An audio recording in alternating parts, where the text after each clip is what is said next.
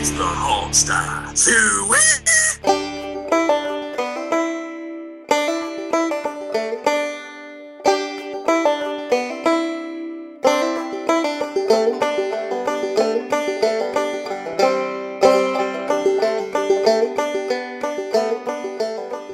Welcome back to the Hogsty, Washington's unofficial leading source for the Redskins and the NFL. It is 12:33 p.m. on Sunday, May 30th at the time of this recording, and we're here to give you the latest and greatest.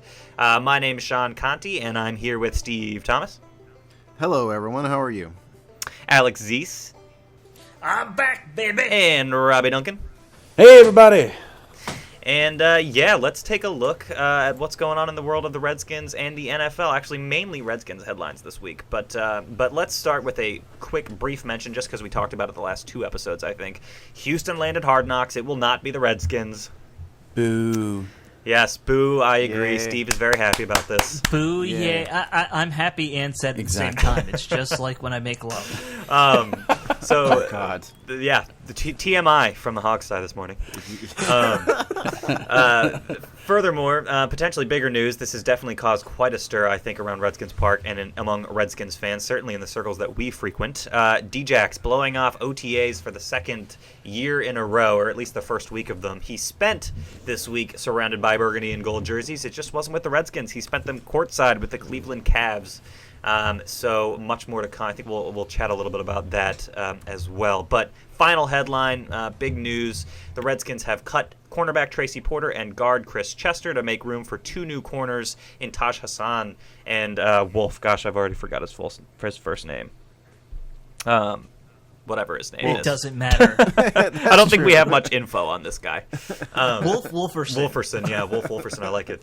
We'll talk a little bit about them in a second here, but I know that we've all got thoughts on this Deshaun Jackson thing. What do you guys got for me?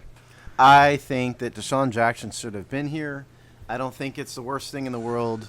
You know, the sky is not going to fall because Deshaun Jackson was not at Redskins Park this week. However, I think for a team that wants to build continuity, wants to build a winning attitude, and specifically has a quarterback that needs the reps with his wide receivers, I think it would have been a good thing for Deshaun to be here, and I think it was a mistake for him to be goofing off with the Cleveland Cavaliers.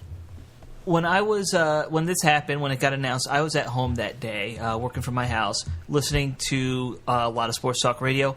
And it was really more of a case study in how much can we overreact about him not being there, and then how much can we overreact to an overreaction by the media when it comes to Deshaun Jackson not being at camp. It's a good way of putting it.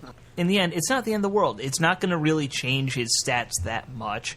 It might improve his rhythm with Robert a little bit, but I don't see it being a big deal in the end. Here's my thing. You got guys that are like, their main argument is, who's going to care about this when Deshaun's catching 2 or 3 touchdowns, bunch of yards for us every game? That's not the point. The point is the principle of the matter. It's about being there with the team. It's about, as Steve said, it's a mentality and trying to change the culture of the team. Everyone being there, grinding it out together. I mean, I don't think it's a big deal. It's I wouldn't call it a non-story, but it's let's just say in college, this is a story that doesn't come out. It happens all the time, but being in a professional NFL team, it's something that's going to get caught and made a big deal about. I think, especially being a team like the Redskins. Yeah, I think, there's a difference between say Tom Brady goofing off with Giselle in Mexico during OTAs and a player on a team that has been consistently awful for years, to me. But let's just be clear, by the way, just so there's no debate about it, the CBA does allow him to skip the OTAs. The OTAs are truly optional. The team cannot force him to go. They can't indirectly force him to go. So there's no debate that he was allowed to do what he did. Just the question, as Robbie said, is, when you're trying to build something, it's not really pro-team. It's really pro-Deshaun.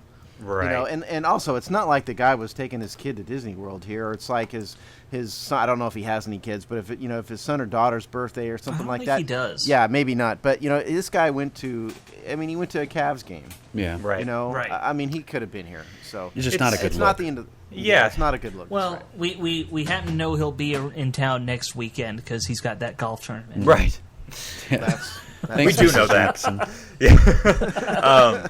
I don't know. I think, again, like Steve said to Robbie's point, it's just weird to be somewhere else when your team's wearing Stronger Together shirts. I guess he did work with Griffin some in the offseason all prior to this, though, right? So, I mean, that could help a little bit. Yeah. He and Griffin practiced together a few weeks back or something in Florida, I saw. Yeah. Right. So, Well, and the last thing I'll say on this, because I don't think we ought to overreact to it either. right.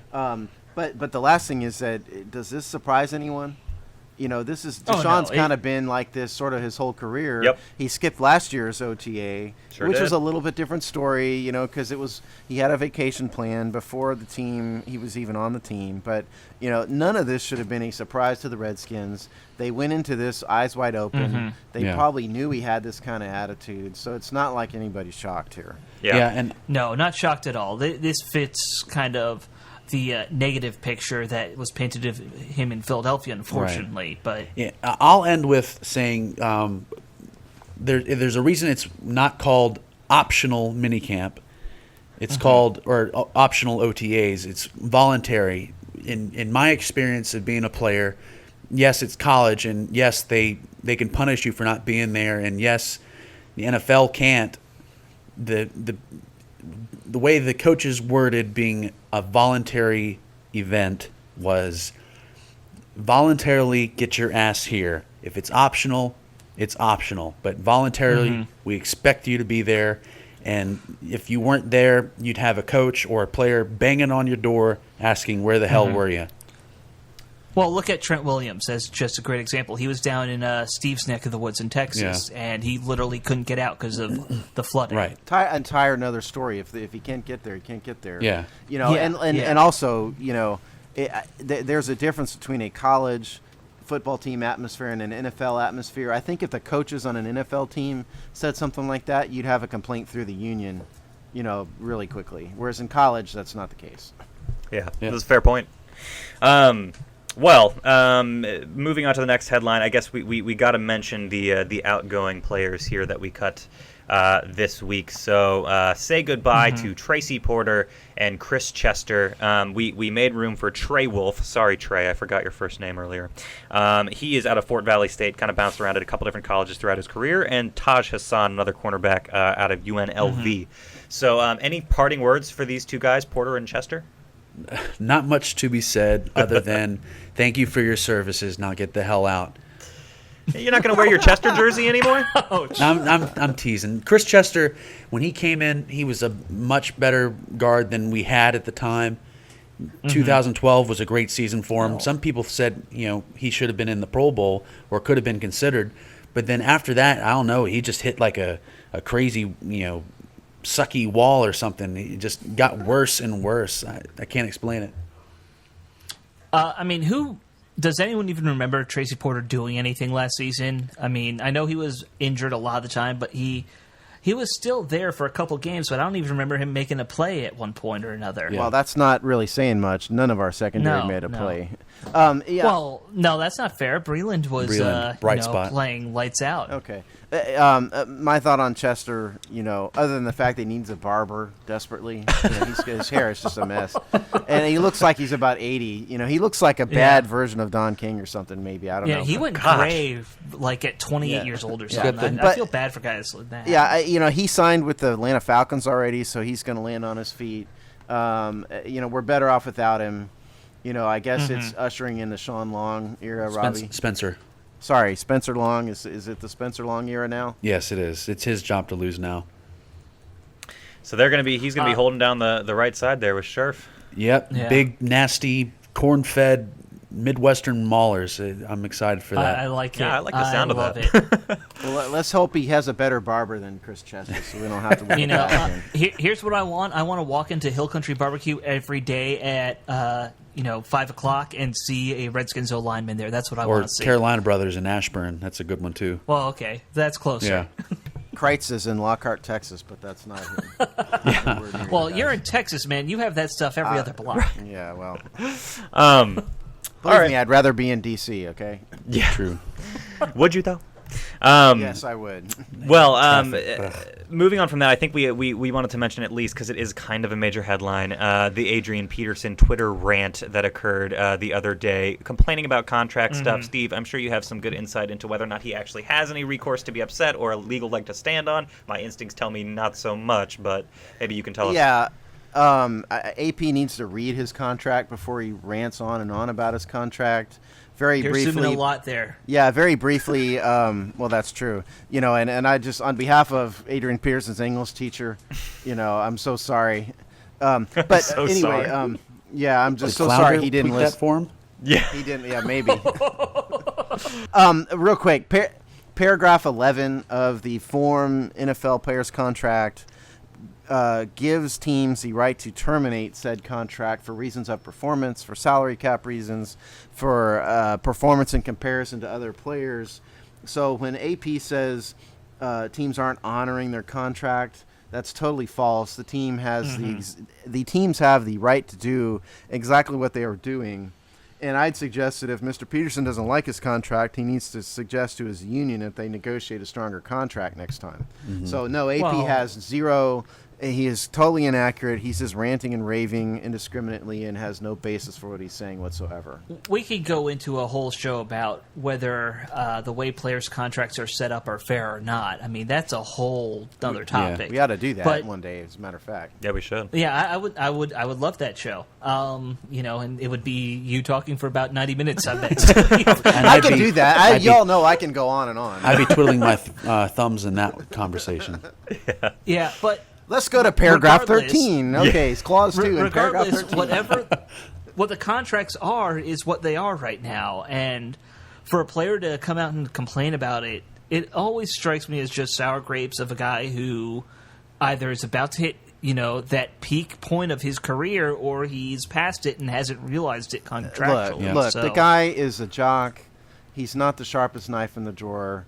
He doesn't really understand this stuff. I suggest that he needs to. His options are he can either play with the Vikings or retire, and I suggest he's going to take his $12.5 million and play for the Vikings. Yeah. And real quick, the definition of jocks have changed. You look at Robert Griffin, you look at guys like Robbie here. I mean, they're, pro athletes, but they know as much of the nerd culture and the pop culture and everything else as anybody. Yeah, it's true.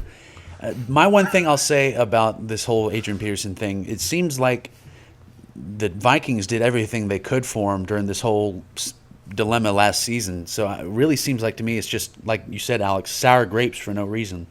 And he just, I think, wants to be traded just to be traded, and I think he just really wants to go to the Cowboys because he knows what they have in the offensive line there. But, I don't know. You ask me, he almost deserves that, but the contract is what it is. So Yeah. Well, what he deserves is not to play in the NFL again.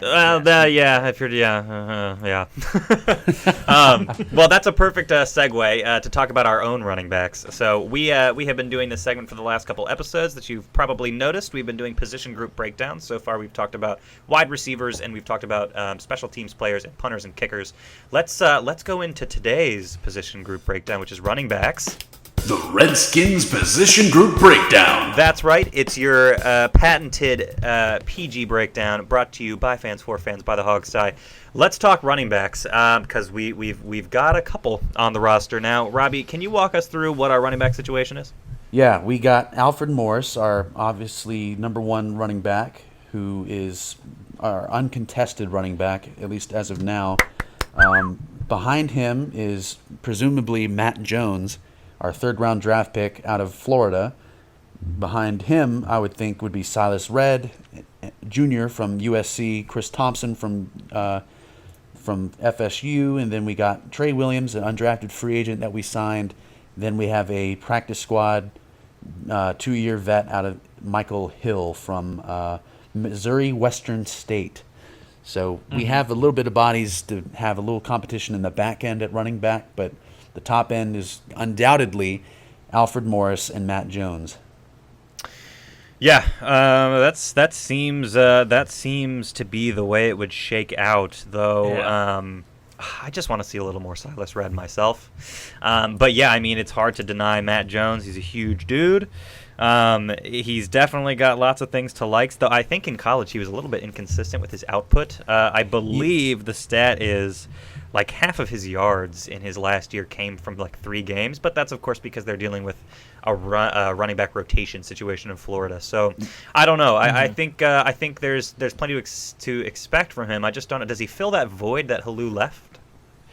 Yeah, I think he will. He's going to be our third down back, like we've talked about before. He's going to be a main job is blocking and pass blocking for Robert, and then maybe catching a dump off pass. But I'm going to list off some stats from him in college just to give you a background of what we have in him. His total career, he played 26 games with 297 attempts, 1,431 yards rushing, averaged 4.83 yards a carry, and had 11 touchdowns. Receiving-wise, he didn't get a lot of catches, about 19 receptions, 100 yards, and then 4.7 yards per reception. To me, like you said, Sean, Florida has always been known to have just tons of athletes that just are interchangeable and move in and out. He was the number one guy at running back, but again, they rotate in and out and don't get that many carries. So my take is he wasn't used at Florida the way he wanted to be used. So I think we do have a guy that can catch the ball out of the backfield, because there's been reports that he's shown that in the minicamp and OTAs. He's shown to be pretty solid catching and making plays or being shifty in the open field. So I think they believe that they found a gem in him, which is why they took him in the 3rd round instead of the projected, quote-unquote, 5th, 6th round area. Yeah, it seems like that the coaching staff in particular are higher on Matt Jones than almost any other draft pick we have. Yep. We keep hearing more and more about how great Matt Jones is. We compared him last week, I think it was last week, to Brandon Jacobs. Yeah. Because he's kind of a thunder guy, and we don't really have a lightning necessarily. We sort of have a thunder and a thunder maybe. Ground and pound. But I think ground and pound. But I'm going to take your word for it, Robbie, that the guy's a pass catcher. I think that can really bring a big asset to the team if we can have a guy who's maybe better than Morris at something like the bubble screen, thing that we try, because it never really works out for us, it seems like, or something in the flats. If this guy can catch, I don't think he's going to run away from anybody, but he may run over a linebacker. Yeah, don't quote me as saying he's an elite pass catcher or like in LaShawn McCoy's realm in receiving as a running back, but he's serviceable in that area. I would say more than Alfred is. I would at least presume that's what we're led to believe. Right. Well, I was just going to say, I mean, the whole Thunder and Thunder thing is exactly what I'm most excited about. If you look at Morris and you look at Jones, these are both physical guys, and if you get a good rotation going back and forth between the two in every game, not only is it going to mean that Morris is going to be just as physical in week 2 versus week 17, but you're just going to start dominating guys, I imagine, at the line of scrimmage come late in most games with that. And we saw that with the Giants. We saw what having Ron Dane or Ron Dane and Tiki Barber comes to mind right off the bat from, I don't know, what was that, year 2001? Yeah. Having 2 dominating running backs who are very happy to hit a guy and knock him over, and have them going late in the games. I am really excited to see that if that's what this turns out to be with Morris and Jones. Yeah, does anybody think Jay Gruden has that in him, though? He got away from the run game a lot. Now, Mark Bullock did a breakdown. Is starting to do a breakdown of each game and the play calling and whatnot. We're gonna have to get him on the show one of these days to talk about that. But Jay really got away from the running game in times when he should have stayed with the running game. Yep. And did it repeatedly over and over and over again. Yep. And I'm not the most. Maybe I'm not the most. Unbiased. The best person, thank you, unbiased person to talk about Jay Gruden, because I just don't think he's a good.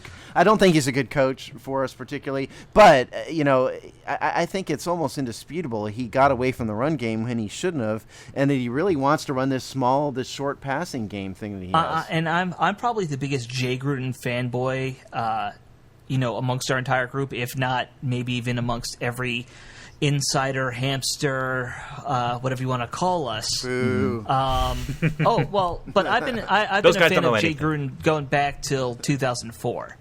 So I've had a thing for him. But even I'll admit, he got away from the run game a lot. But I do sometimes look at games like I was at that St. Louis game. The run game wasn't doing anything. There's a reason he got away from it, and that's because with guys like Chester in there, they aren't effective. Yeah. If Alfred Morris can't get more than 2 yards in a carry, why even try? And if you got a quarterback that's not going to beat him with an arm in the air, then you can just keep loading the box anyway. Yeah, I mean, like the Houston game, the run game was working, and he just completely dumped it. Like I said, I think that is probably the biggest issue he had as a rookie coach last year. Yeah, I don't know. As far as the run game, I was just going to say, I think you made a good point, Alex. I would just point out, Morris still had his third in a row over 1,000-yard season. Something about the run game works. It just seemed like he wasn't getting those chances towards the end, particularly. Yeah, but his numbers have dropped pretty consistently. You're right wait about a that. minute. Hold on a minute, though. His numbers for a career are Clinton Portis-esque. He's averaged 4.8. No, he's averaged 4.8, 4.6, 4 yards per carry. Clinton Portis, in his first 3 years, averaged 3.8, 4.3, and 4.1 yards per carry. So maybe it was a little bit of a down year, but we had a bad O-line. We had a passing game problem. I think it's understandable. The trick I think the whole offense suffered last year. Yeah, and the trick for Almo is to get back up into that mid-4 range for his yards per carry. Right. Hey, Robbie, I don't mean to move on, but maybe I do mean to move on. At Silas Redd, what is his future with the team, given that Matt Jones is here now, and it seems like perhaps Silas and Matt are maybe a duplication of effort? Great question, because with these other guys we have on there as well, it depends really on what Gruden wants in the back end of a running back depth chart, because we have Trey Williams, you also have Chris Thompson, both very shifty speed back types that are great for making plays in the open field and being a change of pace guy. But really, in the end, it's going to be what Gruden wants. If he wants that change of pace guy, or he wants another bruiser like Silas Redd, who is like Matt Jones and Alfred Morris. So that is going to be the question.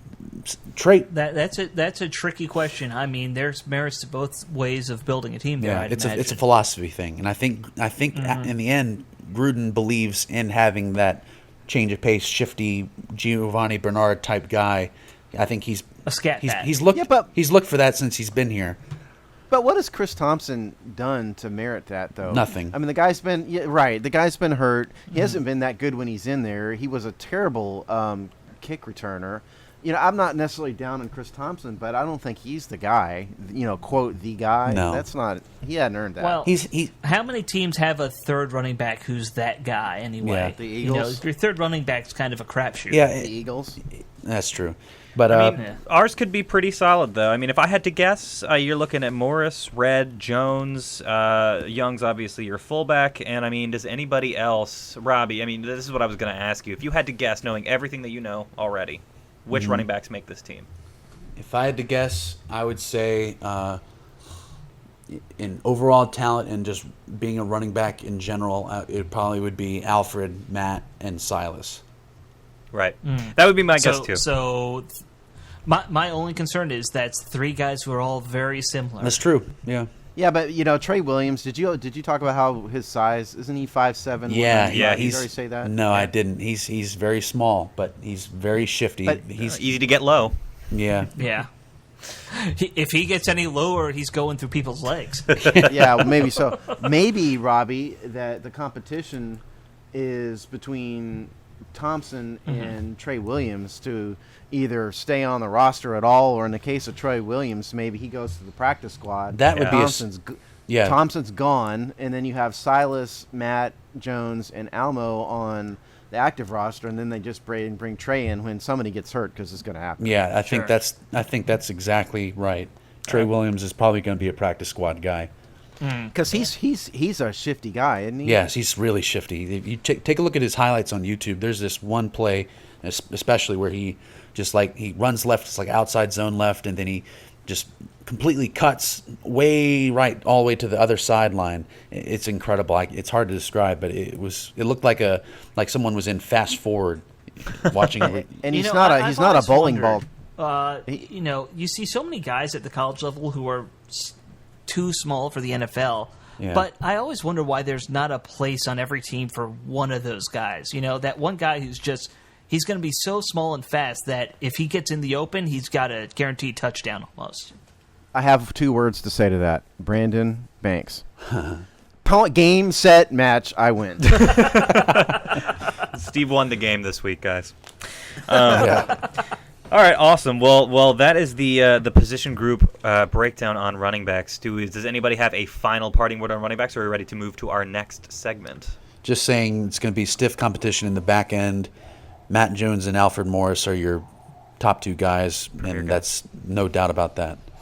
My final word on this is I think the success of the running back group almost completely depends on whether Jay Gruden uses the running backs properly this year. Oh, absolutely. I think if we can get the running game going, we're looking at more close to a 500 team than a 4-win team next year. Exactly right. Better running team means better quarterback play, too. That's true. And vice versa. That's all connected. Yep. Yeah, but you know what? I mean, if we have a good running game we can rely on to get 4 yards a pop, even if the quarterbacks stink, we're going to at least be competitive. Yeah, sure, but I really thought that a reason why Morris has struggled last year, when you have 3 quarterbacks coming through there, teams are just going to tee off on your running game. Yep. Yeah, well, let's keep our fingers crossed that we can get that yards per carry average up to like 4.5, 5. That would put you in a good position on second down to really do some damage. But don't even need to throw. Right. But moving on to our next segment of one that we're super excited about. As you've probably also noticed the past few weeks, we've been doing these GM spotlights. They're really cool, really informative. It's always good to know what's going on in the front offices of other NFC East teams and other NFL teams around the league. So please join us on our new segment, the GM Spotlight. GM Spotlight of the Week.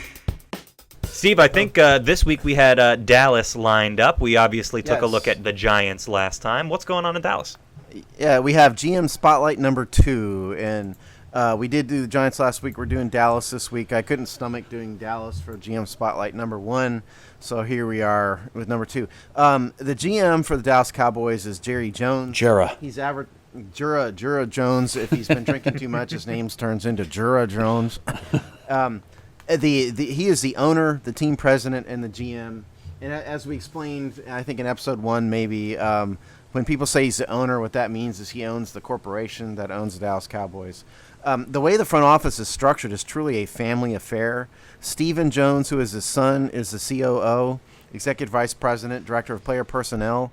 Jerry Jones Jr., who I think is, by the way, the guy who got caught on camera a couple years ago wiping the eyeglasses of Jerry Jones in the suite. You all remember that video? Oh, yeah. Mm-hmm. When Jerry kind of handed his glasses over his head to anybody, and I think that was Jerry Jones Jr. that got the task of that. Charlotte Jones Anderson, who is his daughter, is the executive vice president and chief brand officer. That is the team that runs the Dallas Cowboys. That is a very, very family-centric thing. That's more family-centric than most teams you're going to find. You can think of maybe the Lakers in basketball, which is the Buss family runs. But other than that, most teams do not have truly a family affair and family-run business like that. As a brief background for Jerry, he's 70 years old, born in 1942 in California. He moved to Arkansas as a kid, went to high school there, played football at the University of Arkansas. He was actually, believe it or not, an all Southwest Conference offensive lineman, so he does have a football background to a certain extent. Graduated in 1965. The bit of trivia I was not aware of was that he played with Jimmy Johnson at the University of Arkansas. So that's the connection. He was in the oil business and moved into the oil business after graduation. Purchased the team on February 25th, 1989. If everybody remembers, or maybe you youngins there don't remember this, but he had a very controversial first month or two as the owner because he fired Tom Landry and Tex Schramm. Tex Schramm was the longtime GM, and Tom Landry was the venerable coach, the one and only coach the Dallas Cowboys had ever had up until that point in time. A coaching god at the time, too. Yeah. He was, and even Redskin fans at least respected Tom Landry for the dignity he showed and the results he got. We didn't hate Tom Landry, we just hated the team. Yeah. And so by Jerry coming in and firing Tom Landry, it really caused a lot of controversy throughout the NFL back then. It's just really important for people to understand in the setup of the Dallas Cowboy front office that Jerry is the show, okay? Sure. Jerry's the franchise. There is not an owner, I would venture a guess at least. He's the glory in the glory hole. There you go. Yes. Had to throw it in.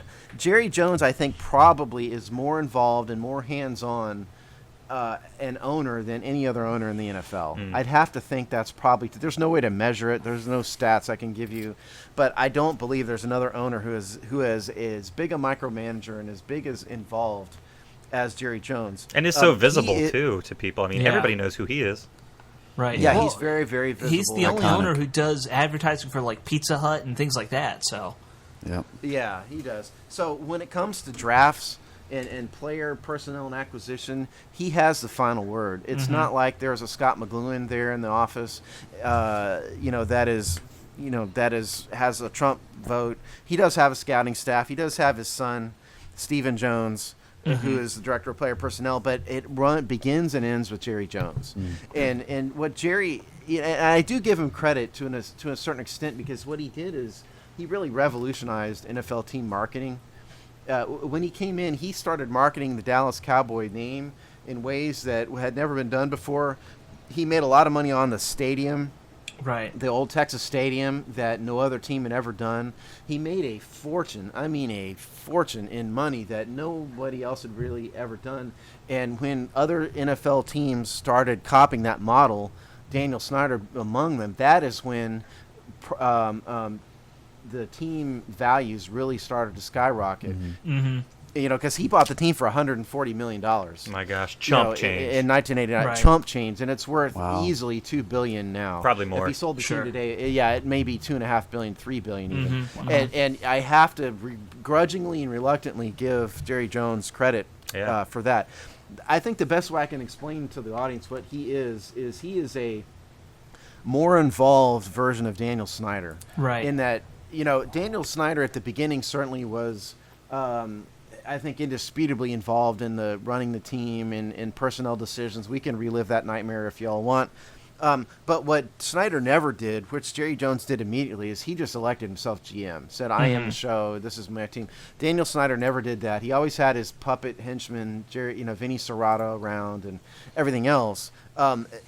Daniel Snyder never got to the level that Jerry Jones has been at in terms of his official involvement of the team. All these GM spotlights we're going to do, not one of them is going to be like this, in that Jerry he is the team. So what has he done this year? And by the way, just as a last thought, he was kind of a maverick in the beginning. He really ruffled a lot of feathers in NFL management. He got fined a couple times for mouthing off too much. And what he's kind of become, I think, is one of the most respected owners in the NFL. He was very involved in the 2011 CBA negotiations. He's very, very visible. I think he has the ear of Roger Goodell. Some people may disagree with me on it. I disagree with you there, but maybe. Yeah, I know. I knew Alex did. But he's certainly a very, very visible and respected owner that he was not in the beginning. So this offseason, what has Jerry done? Jerry's had a very, very busy offseason. He re-signed the head coach, Jason Garrett, to a 5-year contract, signed Rod Marinelli, the defensive coordinator, to a 3-year contract. He let Bill Callahan come to the Redskins. Thank goodness. Everybody give him a round of applause. There you go. Yay. He promoted Scott Linehan from the title passing game coordinator to the title offensive coordinator, but his duties didn't change because Linehan has been the guy who's been calling the plays this past season. And I think it was Linehan more than any other who changed the philosophy of the team from a passing Tony Romo-centric team to a DeMarco Murray running power run game-centric team. And that is what, maybe more than anything else, made them a successful team in the way that they haven't before. So that was done. DeMarco, of course, got sent packing. They did not re-sign him. They had at the beginning of the offseason thank you for that. Dallas really had very serious salary cap problems. Very, very, maybe the worst in the NFL. Tony Romo is on just. Was it worse than New Orleans? No, I think New Orleans was worse by like $3 million. It was very close. So they were both really it was very bad. close. I didn't do salary cap analysis for this, so I don't know. I'll take your word for it. It was very bad. Romo's had almost a $20 million per year cap hit there. I think they've renegotiated him. But that's in no small part why they let Murray go. They franchised Des Bryant, so he's going to have a gigantic cap number. Right.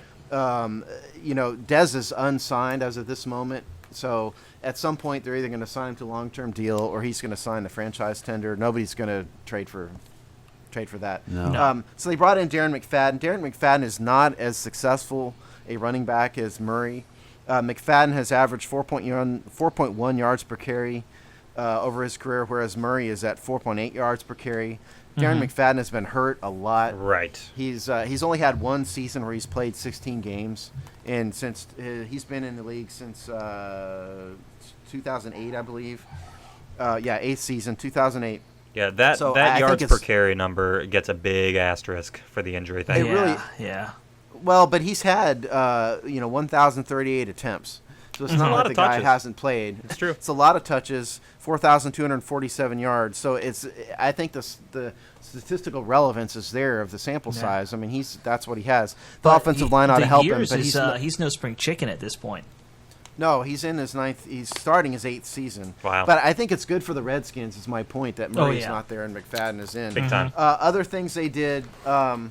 He signed Lael Collins, which is making Robbie's head explode. Yeah. We went all through the Lael Collins thing in another episode. Yep. Re-signed Orlando Scandrick, the cornerback. That doesn't scare me at all. I think I'm thankful for that. Rolando McClain, linebacker, re-signed him to 1-year extension.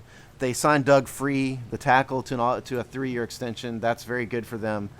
And they re-signed Cole Beasley to a 4-year deal. The wide receiver, he's the little shifty guy. If you recall, he's 5'8", 180. Right. Tiny little guy. He only averaged 10.1 yards per carry, so it's not that much. But that is their offseason. Very busy offseason. Next year is going to be a busy offseason, because they're going to have to deal with Tony Romo all over again. And what's his name? Dez, too, if he doesn't. And Dez. That's exactly right. So that is the Dallas Cowboys GM spotlight in a nutshell. Anybody have any thoughts or questions? Well, my thoughts on the Cowboys are this. I think that they've had a window for 5 years where they could have gotten to a Super Bowl probably, and that window is now closing. And you see it in the fact that they're going over the salary cap every year to start the offseason, and I think that happened last year. That's happened this year big time. I don't know, but I'm going to guess it's going to happen next year. So that window is closing. They just haven't realized it yet. Having Tony Romo on a giant contract every other year seems to be a big problem. You can't build a team around a quarterback if your quarterback's going to try and max out the salary cap every time. Yeah, I was just going to actually ask a question about this Jason Garrett contract that they signed him for. I think you said it was 5 years. Do we know by any chance the numbers on that? No, they don't really release a lot of coaches' contracts because it's not a salary cap, and sometimes they leak. I didn't happen to notice them. They may be out there, but it's not necessarily guaranteed that we're ever going to know what he got. The only time you hear about it is if it's how many years? Biggest contract in history. Right. Which I think Jay Gruden's was out there pretty quick because it was a pretty surprisingly big contract for a first-time head coach. 5 years. Yeah. There's a reason for that, though. The reason is we've been through so many coaches, and Daniel Snyder has such a bad reputation that he has to give big contracts. Right. So, but I interrupted you, Sean. No, not at all. I guess I'm just wondering if you are surprised at all by a 5-year contract going to Garrett, knowing that he had half a season back in 2010, I think it was, but then he had 3 straight 8-8 seasons, and then last year's fared obviously much, much better. Does that surprise you at all that he got such a big contract? Despise me? No, not really. I think Jerry has learned a lesson to a certain extent. He's been through a lot of coaches. A lot of them left through the fault of Jerry. Jerry's a domineering personality, very domineering. He's had some domineering coaches, and that's just, it's oil on water. Like Jimmy Johnson going back a long time. Those two were never going to get along for very long. It's like Shaq and Kobe kind of thing. Yeah.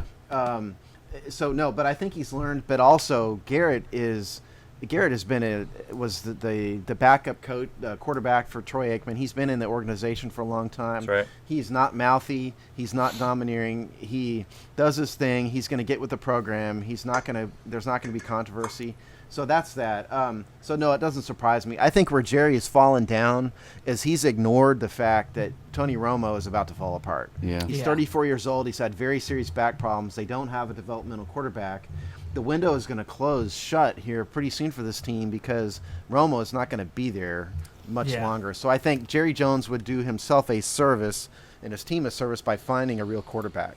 What do you think, Rob? Yeah, and along with that, I mean, my final thought is, I hate it, but I got to give him a ton of respect for what Jerry's done in building the Cowboys' offensive line. I got to give him love for that, and as much as it pains me to do it, but what he's done with that line and turning DeMarco Murray, putting him over as a superstar running back, and just all the time that Romo had last season in the pocket, he's done a lot as an insurance policy for Romo by building up that offensive line. So I'm glad that the Redskins are copying that formula a little bit with McLuhan, but mad props. Yeah. I got to give him props for what he's done for the line for Dallas. And that's kind of where I wanted to go with it. Stephen Jones has been having a bigger and bigger influence in the organization. He's the director of player personnel, and yes, everything goes through Jerry, but it makes me wonder if when the two of those guys are behind closed doors, if Stephen Jones has appealed to Dad a little bit and said, we got to stop and instead build the lineup. So it makes me wonder, and it makes me sad a little bit if Stephen is the guy with a better head on his shoulders. Because don't forget, Jerry told us 2 years ago that he wanted to sign Johnny Manziel. Remember that? Oh, He wanted to draft Johnny. He had to be convinced out of it, I believe. Yeah, he did. And I wonder if Stephen Jones is the one who did it. Right. And if that's the case, that's bad news for us because he may be more level-headed than Dad. Yeah, Right. I'm hoping that the sons of rich people are usually crazier than the rich people, but it's not looking that way there. Yeah. Not in the case of Stephen. Well, So that's Dallas. that's Dallas, and I don't know about you guys, but I'm super excited at the prospect of a Brandon Weeden, Darren McFadden-led Dallas Cowboys team. That sounds beautiful. Because they wouldn't be on, neither one of them would be on the field very much. Exactly. Brandon Weeden because his wheelchair won't roll through grass, and Right. McFadden because he's going to be hurt. Exactly. Brandon Button. Whedon is almost as old as Brandon Romo, It's not like Whedon is young. That's Whedon's true. like 32 years old. Yeah. Well, that is Dallas, and what a situation it is down there over in your neck of the woods, Steve. But we thought we'd close. Wait. Hold on. Wait. Let's be clear. I do not live in Dallas. You're a Houston okay? area guy, I know. They're all evil. Yes. I am not from Houston, Texas. I am here for job reasons. Yeah. I have DC in the heart. I just used Kelly's rounding technique from last week to say that you're from Dallas. Hey, the people in Texas would get very upset. The people in Houston would be very upset if you compared them to Dallas. Yeah, my wife grew up in Houston, man. She's an Oilers fan because she grew up with her father was friends with Warren Moon and guys like that. So they are territorial. Yeah, there's a deep-seated dislike of Houstonites of Dallas. Wow. You think that would be more of a... Is that a rivalry? Well, no, rivalry implies that there's both teams dislike each other, and the way care. it is, it's kind of like the relationship between Dallas and Houston is like the relationship between Washington and Baltimore. Okay, Baltimore is Houston, Washington is Dallas. Baltimore hates the sports fans wise, there's a lot of envy. There's a lot of dislike. Dallas doesn't know Houston exists. The Dallas Cowboys don't care about the Houston Texans. Houston Texans fans really hate him. So it's a one-way thing. On that note, let's actually do a little. We thought this would be a fun way to wrap up today. Let's go through our record. What's your season prediction? Oh no, we suck again! Obviously, we are kicking things off first against the Finns. What are we thinking here for Week 1 against the Dolphins? That's home. It's going to be a battle. Their defensive line, our front seven, I should say, is very underrated, and they got a very good pass rusher in Cameron Wake, plus their new D tackle Dominican Sue. So that's what I was going to say. It's going to be tough. Could that be reminiscent of last year against Houston, Week 1? Maybe, yeah. I'm gonna say it's a win for us. I think it's going to be a loss. I hate to say it. I think Miami's just a little bit farther along than we are. I think there's going to be a lot for the team to kind of get together in the early part of the season. So I unfortunately think it's going to be a hard-fought game, but a loss. I mean, I'm really 50-50 on this, so I'm going to go with my homerism and say it's a win. It'll be tight, but I think that we kind of surprise them. Surprise them? Okay, so you're going to win. Okay, so I'm going to go... I'm probably going to go loss. I don't know. I think Sue and Tannehill, who's coming alive later in his career, are gonna play really well, and that's going to be a real tough one. I'm going to go with loss, but I'm going to say it's going to be close. Week 2, then, we're going to move on to the Nick Foles-led St. Louis Rams. That'll be interesting to see. This is a guy we're used to seeing. Robbie, what you think? Win-loss? I'm going to say a loss. Their defense is going to be incredible. They added, what's his name, Nick Fairley to that already huge defensive line. Yeah. Paired with the rookie from last year, Aaron Donald, who's a monster. And you have their DNs, Robert Quinn, and Chris Long is back and healthy. So I think it's not going to be pretty, in my opinion. There's some bad karma when the Redskins play St. Louis. Yeah, what is they that? seem to always beat us. I don't know. They seem to always beat us. Their defense, like Robbie said, is one of the best in the NFL, I think. I think that game is at least on another paper. Unfortunate. Yeah. Yeah, you're right. So I think that game is probably, unfortunately, a loss. Yeah, I'm going loss too. I don't think we've beaten the Rams since they left L.A. Yeah. They seem to have our number. I don't get that, but I'm going to also go loss. Yeah, something. I'm gonna also say loss. I think we have a good history of picking off Foles. I think he has a Kirk Cousins-esque telegraphing his passes problem. But yeah, I'm still gonna go loss. Week 3, then we are at New York and we're up against Eli Manning. What are we thinking, Robbie? Win-loss there, Week 3, Giants. I'm gonna say it's a win. I mean, yeah, they got Odell Beckham, Victor Cruz is gonna be back. But their offensive line is in shambles right now, and I think we're going to dominate them up front, at least on defense. It probably will be a close score, low-scoring offensive game, but I think we're going to prevail on this one. I was actually going to say win also. I don't think the Giants are that good. They've had some poor starts to the season for the past couple of years. Yeah. So I think we have that going for us. And also, I think, I've said we're going to be 0-2 at this point. I think the team is going to have a sense of urgency because they do not want to finish September 0-3 without a win. Yeah. So I think the game will be played with more of a sense of urgency than the other games. So I'm going win. All right, so here's my thinking. It's an 8:25 game. And the Redskins always do terrible in primetime unless they wear all white jerseys and pants, which they don't do anymore. So I'm going loss. Oof. I'm gonna say, for my part, I'm gonna say win. I've had my doubts about Eli Manning as of late, and the truth is they haven't picked up any wide receivers in the draft. I don't think they are that much improved in that department. So I'll say win. Well, they have Odell Beckham and Victor Cruz. Oh, no, those guys are great. Don't get me wrong. I'm just saying, I think, Victor Cruz, we kind of, who knows? He's coming off injury. We'll see. Yeah. He's a superstar, so he gives us trouble, but I'm going to say win there. Next up, then, we are up against, what is it? Eagles. Eagles, yeah, so, and that's Eagles at home home. again. So, Robbie, what you think? Here is a bold prediction. You can Oh, boy. quote me on this. I got a pretty sweet bold prediction for this game. I say Sam Bradford gets knocked out for the game, maybe even longer, by Stephen Paya. Paya's going to knock Nice. him out with a sack, and then starts the Tim Tebow era of the Eagles. Wow. We win this game, and I think it's going to be a pretty easy win, in my opinion. Wow. That's my bold prediction. That's a pretty bold prediction, Robbie. I'm going Homer on this one because I hate Chip Kelly so much. I'm going win just because I can't stand the thought of losing to him.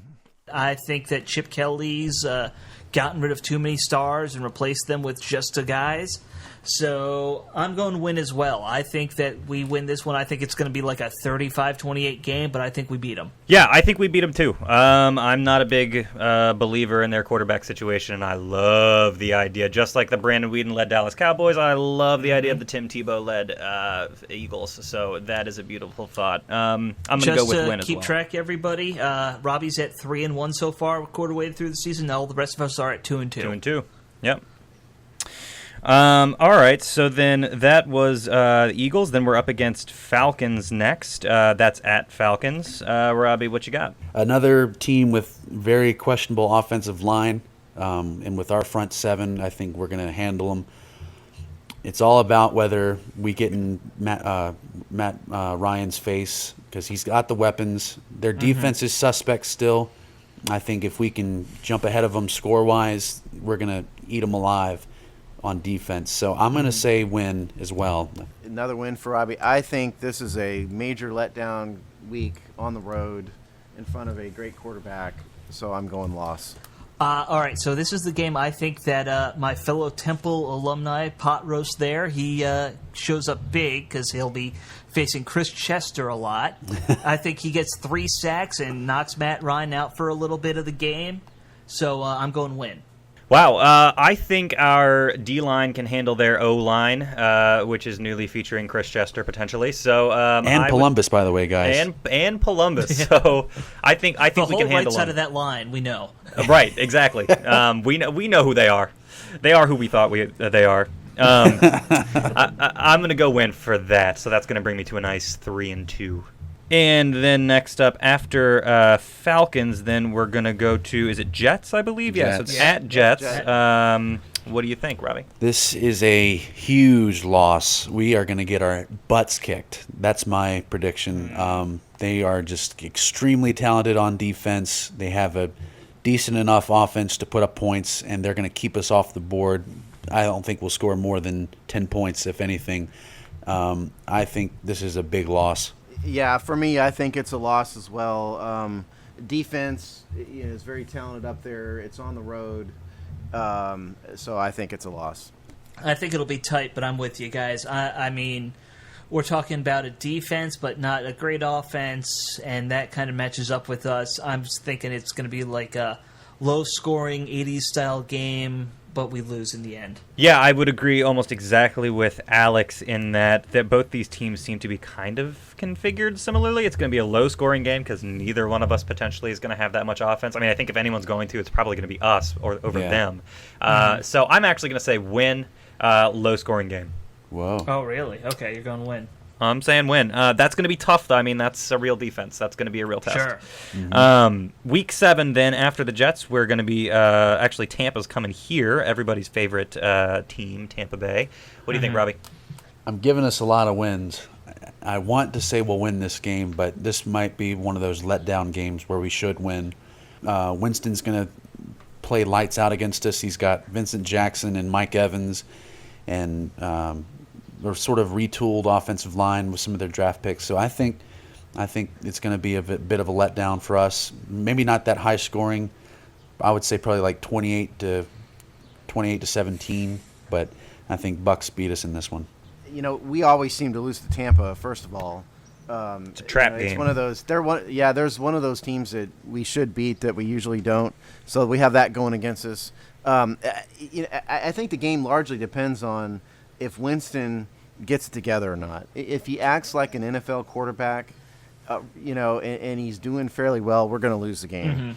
Mm-hmm. But the way we win is if Winston has problems right off the bat. He starts being a knucklehead. Maybe we have a chance. But I think, unfortunately, this game is another loss. All right. This is a tricky one if you really think about it. I mean, so much of the NFL depends on how a quarterback does, and Winston's a rookie, so either he's going to come in and he'll be like Robert Griffin and Andrew Luck were their rookie year, or he'll come in and he struggles like the last couple first-round draft picks we've seen as quarterback. I'm going to go lost, err on the side of caution, but if Winston is struggling the first couple weeks, I don't see why he turns it around if that ends up happening. God, I'm kind of torn about this because it just feels like if you look back historically the last few seasons, this is the game that we always lose. I will probably say loss. I think our pass rush is going to give Winston, a rookie quarterback, some issues, but I think ultimately we fall in this one just because that's what we do. So I'm going to go loss here. Yep. Okay. Which Next is one's an easy one. Yeah, I was going to say, which is unfortunate that we went lost there because so many of us did, because we've got New England at New England next, week 9. So I'm just going to write loss down for Okay, everybody. so I'm just going to say this. On the count of 3, everybody say it. 1, 2, 3. Loss. I think this Pathetic game loss. is a blowout, disaster, awful game. 52-7. Remember that. All right, But he so can't we're deflate the balls anymore, guys. Remember that. Yeah, that's true. Just to recap where we are, halfway through the season now. Robbie, you're at 4-4. Sean, 4-4. Steve has us at 2-6. And Probably I'm correct. At 3-5. Okay. All right. I think age just makes you more pessimistic. Yeah. I hate to be negative, but this is how I see it. Yeah. Well, it seems like we're all pretty confident chalking that one up to a loss at New England Week 9. So then we've got we're up next against New Orleans, a team that has been seeing a lot of changes in player personnel roster-wise. What do you think for Week 10, New Orleans? It's a home game, Robbie. I think it's a win. I think Saints are still sort of in shambles. They've let a lot of players go. Defense is a bit suspect. They have some secondary concerns now. I think I don't know about score-wise or if it's high scoring, low scoring, but I think we'll pull it out. This team still has Drew Brees. They lost Jimmy Graham. They're not as good as they have been in years past. A Robert Griffin-led team beat them, if we all recall, in one of Griffin's crowning moments. But I hate to say this again. I think Drew Brees comes in here and wins, so I think I'm going loss again. I'm going to go win. I think on the road, New Orleans is going to start struggling more and more, being outside in the actual elements for a change. So I'm going to go win. Okay, I'm gonna actually also say win. I think this is a team we have a shot against because we play up to better competition. This is going to be better competition than Tampa is, and I don't know. I feel confident about this one for some reason. Probably going to bite me in the ass. I love the fact that Jimmy Graham's not on the team anymore. That's all I'm going to say. Then Week 11, we are on the road against Carolina. Robbie, what do you think? What's our history with the Panthers tell you about this coming season? History tells me I think the defense is going to ball out against us. I think Kuechly is going to just lead them, and I don't know. I think it's going to be a very tough game. I think it's going to be low scoring. We don't know what Cam's going to bring to the game, because Cam is usually very off or very on. So I'm going to say a tough loss. I think Cam Newton has a lot of talent. Their defense is tough. This is another game we seem to lose a lot, is Carolina, in Carolina. So, gosh, I hate to be so negative. I really do. I'm going to change it up and just to throw a little positivity in it. Maybe we get it together enough to win. So I'm going win on this one. I don't think we're going to lose 6 games in a row. I am going to say loss. I think that the Panthers are what we kind of wish this team was. Great defense and a power running game with a quarterback who can do it with the legs, but we're not there yet. We're not the Panthers. Yeah, I agree with you. I'm going to say loss, low scoring. We're going to need a lot of help from our quarterbacks in this game because we can't just run the whole way. So I'm going to, and I don't know, this is week. This is well into the season at this point. It so depends on how alive our quarterbacks have come. I'm going to say loss. Week 12 then starts our 2-week homestand against NFC East teams, starting with the Giants. Week 12. Robbie, what do you think? This is our second matchup with the Gents. We are sweeping the Gents. Beautiful. That's my prediction. They're right. still going to be having trouble with offensive line. I think Eli Manning is going to be still very inconsistent and maybe battling some injuries. And Victor Cruz probably will get hurt again, so I think it's going to be a win for us. Yeah, for me, I think we're going to win the game. So chalk me up as a win. I think Eli's going to struggle, and I think this is not the year that the Giants are going to turn it around and go on a run. So Yeah, I think this is a win. win. We split with the Giants in my prediction. Let's just keep covering their tight ends, and good things will happen. I'm gonna go with win. Then we're up against Dallas for a Monday night game, Week 13. What do you think, Robbie? Home game, I want to say we'll win this one. I'm going to say win. My heart and my head are torn on this one. It's a Monday night game, which distresses me greatly. Right. Because we just don't play well, as we all know, famously don't play well in the lights. And by this part in the season, under my prediction, we will have been 4-7. I think Dallas is going to win a close one. I actually go the other direction. I think Dallas is a bunch of older players, and when it comes to their stars, and older guys get hurt in the regular season. So by the end of the season, which is where we're getting to already, I think Dallas has a lot of guys banged up. I think we not only beat them, I think we beat them big, and I predict that I will be so hungover that I'll call in the next day from work. You think Romo's going to be out? I think Romo's going to be out somewhere around week 10 or 11. Your drunken prediction is one we can all be confident in, Alex. I'm going to go with... God, I don't know. This is so tough. I think that Steve's point is correct in terms of playing in big spotlight games. We don't generally do as well, but Dallas, sure. I think we do play up to. I think last year was an extension of that, at least for that one game. Christ, we made Colt McCoy come alive for 3 hours there. I'm gonna say win a close one. Week 14, we're coming down to the wire here. We've got Chicago at Chicago. Depends on which Jay Cutler comes to the game. And I'm going to say it's bad Jay Cutler, if not someone else starting in his stead at the time. I think we'll win this one. I think their defense is still going to be kind of shaky. I mean, they got some secondary players with Kyle Fuller, and I think they drafted someone else to play next to him. But I think we'll pull this one out in a close one. For me, letdown game on the road after a big Monday night Dallas game, one less work week. I think we lose. I'm going win. I think that the Bears might be a bigger mess than the Redskins, but nobody talks about it because Chicago doesn't care about football as much as they do every other sport. Yeah. I'm going to go win, too. I think Paya plays well against his former team, and the loss of Brandon Marshall rears its ugly head for them. So I'm going to go win at Chicago, Week 14. All right. We follow that one up next with Week 15, Buffalo, 1 p.m. game, regular Sunday game. Robbie, what do you think? I think this one's going to be a blowout against us. I think Buffalo's very talented on defense. They got a serviceable offense. They got some playmakers there. It depends on what quarterback is playing for him and how well he's playing, but I think we'll lose this one. I actually think we're going to win. I think this is a game we should win. It's at home. It's not up in Buffalo. Regular Sunday afternoon game. I think the team, at this point, will be trying to get it together under my record here, so I'm going win. I'm going loss. I think Buffalo's a good team that no one talks about. I think they've added a lot of effective, talented players like McCoy. Right. I don't see us winning this one. This is tough. I think it's going to be a close game and generally a low-scoring game. I'm going to go... Oh, God. I'm going to say Bills win a squeaker. Then we are up another nighttime game. This is a Saturday game against Philly in Week 16. Guys, at Philly too. I'm not feeling good about this final stretch after the Bills' loss. I think we're going to lose both of them, to be honest. I'm not going to get ahead of myself with Dallas, but I think we're going to lose this one to the Eagles. And, yeah, I don't know. Eagles going to be in the midst of a run. Who knows? They're very talented, and it's at Philly, so I think it's a loss. Yeah, for me, I think it's a loss. It's a short work week, night game in Philly. Yeah.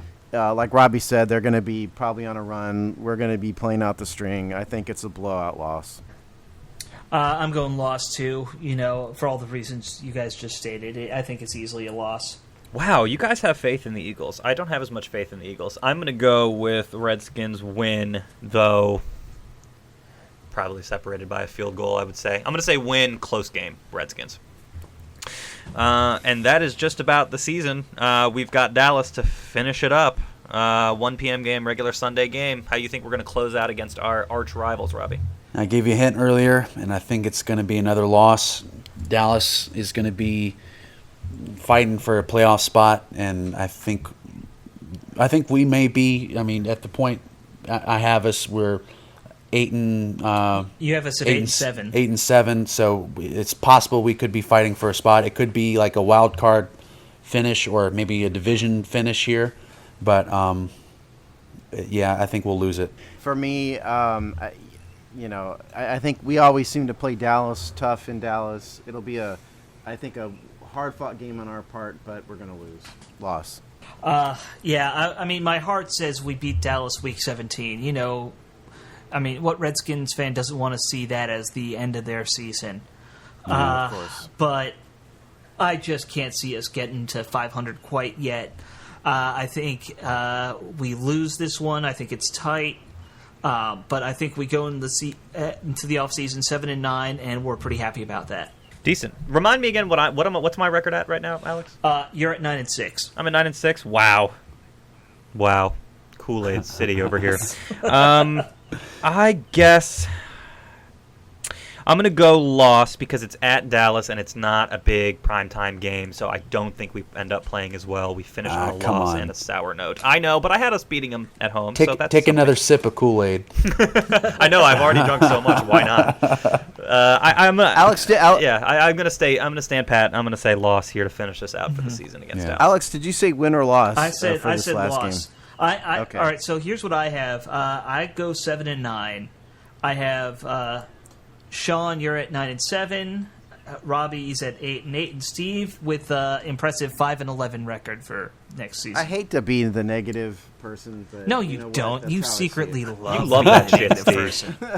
I'm not about the Redskins. I want to be positive about the Redskins, but be negative about everything else. I mean, I think he'd. Well, that may be true. I think he'd rather eat crow than be let down. Right. Oh, that That's comes true. with age. Yeah. Well, I've been let down a lot by this team over the years. Sure. Hate to say it. This is just how I see it. If you go game by game, that's what I think is going to happen. What can you say? Sue me. So I mean, there were no crazy outliers there. I mean, some of us, me, were a little bit more optimistic than others. I think Robbie, you were 8-8. Is that what it was? Yep, 8-8. And then Alex, 500. you were 7-9. You said. So, yeah. Man, Sean, if we get your result, we're going to have a parade down Constitution Avenue. God, I know. I'll be leading that bitch. Trust me. And I'll be But Facebooking it'll be all of you to Constitution remind Avenue you. going through Capitol Hill. It'll be on the other side of Constitution Avenue. Yeah, I don't know. This is such a hard one to predict, but it sounds like we're all pretty much agreed. It's going to be better than last year. It's going to be a couple games worth of improvement. I think that's a decent prediction. I think it's pretty accurate. Well, for me, I think basically the defense is what's going to help us. Yeah. I think the defense is going to get us a win or two in there. If the offense gets it together, and really starts to play well, and Griffin becomes Griffin again, we may roll closer towards Alex at 7-9. Having Scott in there finally, somebody who's got a direction he wants this team to go in. I'm not even worried about the win-loss record. I just want to see some competent football. Yes. Yes. Amen. If we see that, this season was a success.